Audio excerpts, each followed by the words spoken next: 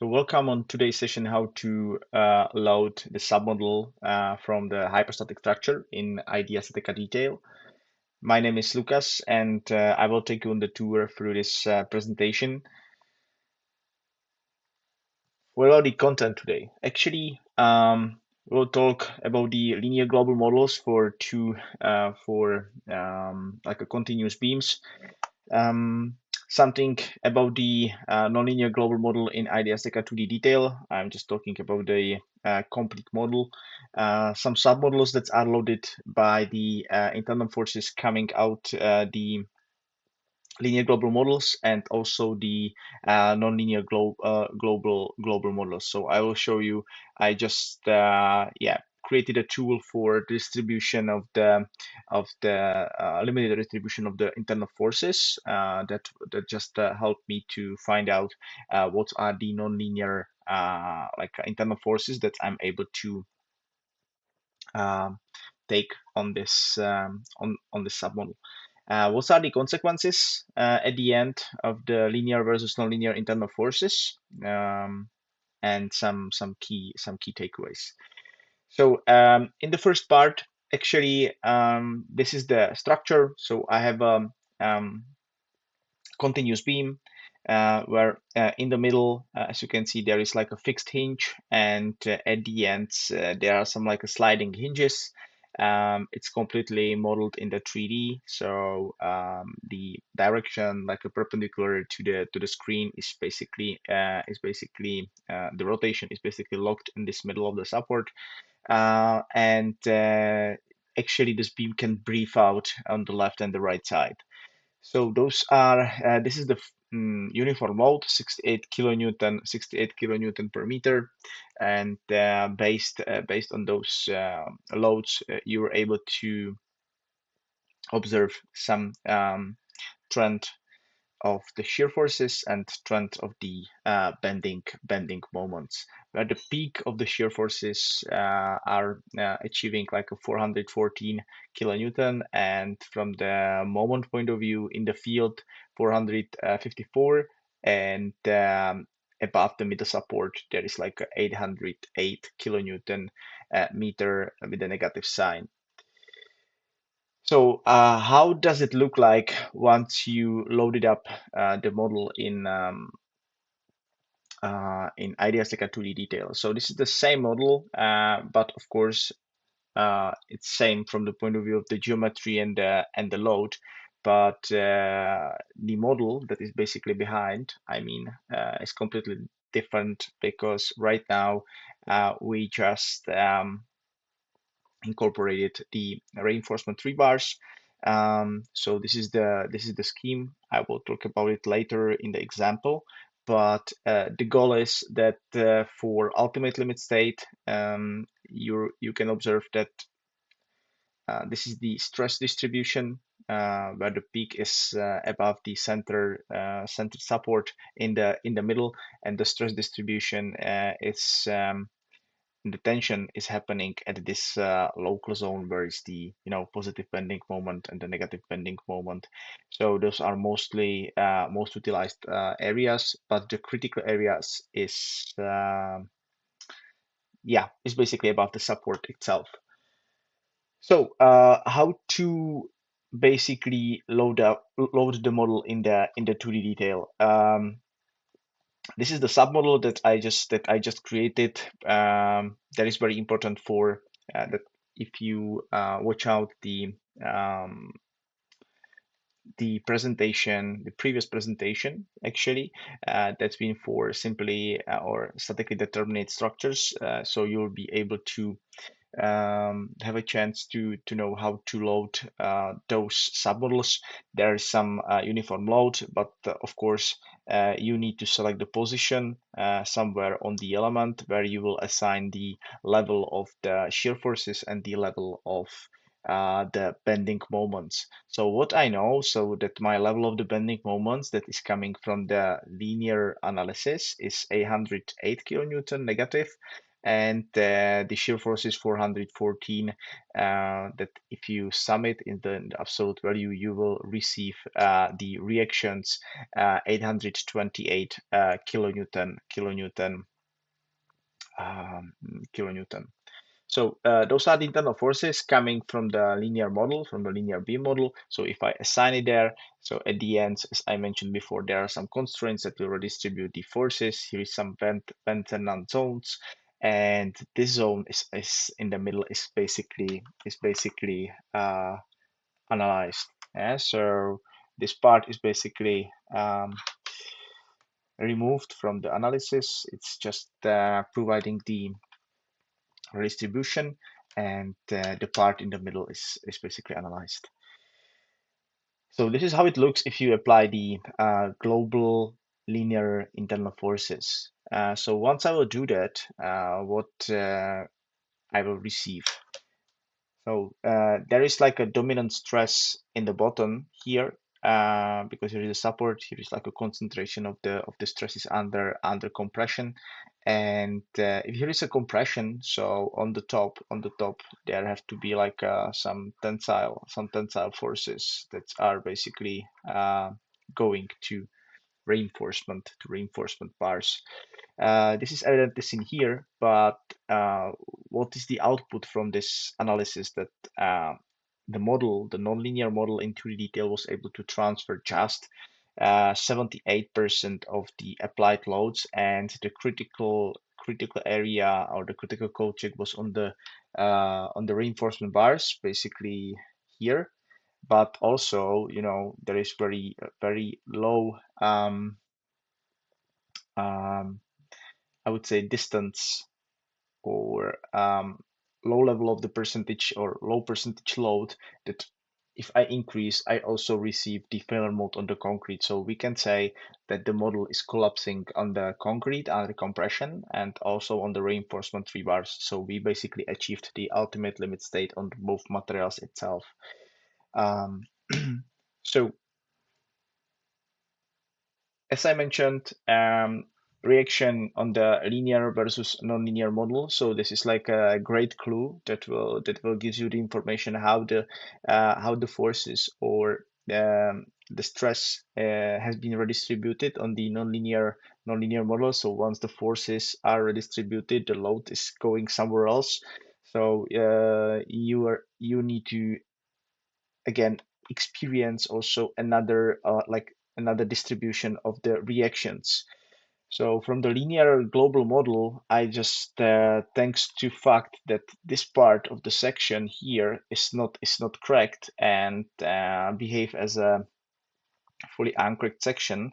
So most of the stiffness basically is absorbed here, and this is also the reason why the reaction due to the hyperstaticity of the structure is basically 828. It means it's higher than when the structure is experiencing some cracks. Oh, apology. So here is all. Yeah, so those are basically the cracks that are happening here. But of course the cracks are also happening at this part, because of the positive bending moment in the bottom. So this area is basically under compression, and the area where the cracks is under tension. So once this area, we can say, is basically cracked, and also this area is cracked, so we can say that the internal forces will be redistributed, the moment will be dropped here, and also the most likely forces or reactions is going on the like a side reactions. So this is the principle or essence of the redistribution of the forces, thanks to the decreasing or alleviating the effect of the stiffness. Um, so we can observe like a different values before, or for linear and for nonlinear models. Okay, so actually, once we compare the linear versus nonlinear model with a limited distribution, so you will be able to see on the B model how the bending moment in this middle zone is going to be dropped because at this part, in this middle part, there is like a reduction of the moment of the inertia. So to make it absolutely clear, you know that the basically stiffness is modulus of the elasticity times the moment of inertia. So this is basically the Newton per millimeter square times millimeter millimeter fourth. So this is the exponent 4, and so in total it's like a Newton per millimeter square. So those are basically the units of the stiffnesses, and I will be reducing the stiffness, and from the stiffness I will be reducing with the k factor that is from the 0 till 1, where zero value is completely like damaged, there is zero stiffness, and with the one, this is uncracked section. So at this part, that is basically in the middle, I will be removing the stiffness itself. So how to do it? I will show you that here is the app that's been created only for this purpose, and you're able to see that for a linear model, there is like a zero level of the reduction. There is like a factor one is accommodated. So the reaction is 828, and the bending moment is 808 kilonewton meter, and the shear force is 414. This is same exactly as the previous example, or the slideshow that I introduced. So what will happen if I will start to decreasing the moment of the inertia? So you can see the shift from the original point to the bottom is tracked also to the field. So it means all the bending moments, or once the stiffness is dropped on the one place, it's projected to the complete system. So I need to find 794 actually. So once I will be dropping the stiffness, as you can see, 792.3. This is exactly the reaction that is coming from the 2D detail after the nonlinear calculation for current load setup. And you can see the force, or the bending moment that has been reached, is 561.6 kilonewton meters. So it's postulating like 34% of the reduction in the middle of the section, from the original bending moment. So it's quite, I hope, 150. Yeah, that maybe the redistribution will be lower, around like a 30%, maybe 29. But yeah, maybe this is like a small bug in the app. But that is very important, that there is like a reduction of the bending moment. There is also what is happening, that the shear forces in the middle has been dropped due to the decrease of the reactions, and like a rearranging of the reactions at that went to the left and the right reactions actually. So all the forces has been somehow like dropped, redistributed, and find the stable position at this system once the middle zone is dropped. So this is how it works actually. So you're able, the factor for reduction is like a 0.3. So I have reduced. I used like a 70% decreasing of the stiffnesses here. Okay, so how it will be looking in the app? in general. So in the app, you will be able to see that the submodel that wasn't passing, and if you apply the redistributed internal forces that are, to be honest, quite hard to like receive, because this is not the goal of this session. The goal of this session is to introduce you what is happening once you apply the linear internal forces, that you will basically overestimate the behavior, and the submodel will not be passing, but in the reality, for the whole model, the model will be passing because of the drop of the internal forces. So once I will use the 561 kilonewton meter bending moment directly above the um, center support, and also I will apply there the proper shear forces. Thanks to the equilibrium system, I will receive the bending moments at the ends that are 216 in the tension, and as you can see, the detail is passing likewise in the complete model. So right now there is a like a part that will be dedicating to the demo, but let me summarize what we find out. Uh, Actually, the submodel, as in the previous presentation, where I mentioned, you always need to preserve the static equilibrium, uh, where that is coming from the global model, if you are using the linear internal forces. So this is very important. Otherwise, you're trying to count something what is not really on the structure. But because the webinar or this session is generally about the hyperstatic structure, so there is happening the effect that is called redistribution of the stiffness due to the cracks development in the critical areas. So what does it mean for the linear models for the middle of the support? Actually, there is the negative bending moment. So linear models overestimate the internal forces about the middle supports. So it leads that once you will apply those linear forces, you need to adjust and put their bigger amount of the reinforcement, um, uh, whether in the reality for the global model there can be used like a lower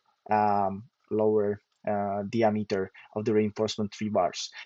So it's basically overestimate the structure. So linear models that are basically I mean, in the middle of the span, or in between the supports, there is like a bending moment in the bottom that is trying to cracking the bottom fibers, and thanks to the redistribution from the uh, or reducing the stiffnesses above the middle support, there is the whole bending diagram is basically shifted down. So it means there will be like a higher bending moment that you need to convert to into the tensile forces in the reinforcement rebars. So once you apply or utilize the linear model, you're underestimating the effect in the middle of the span, and it can lead to some disaster actually from the design perspective.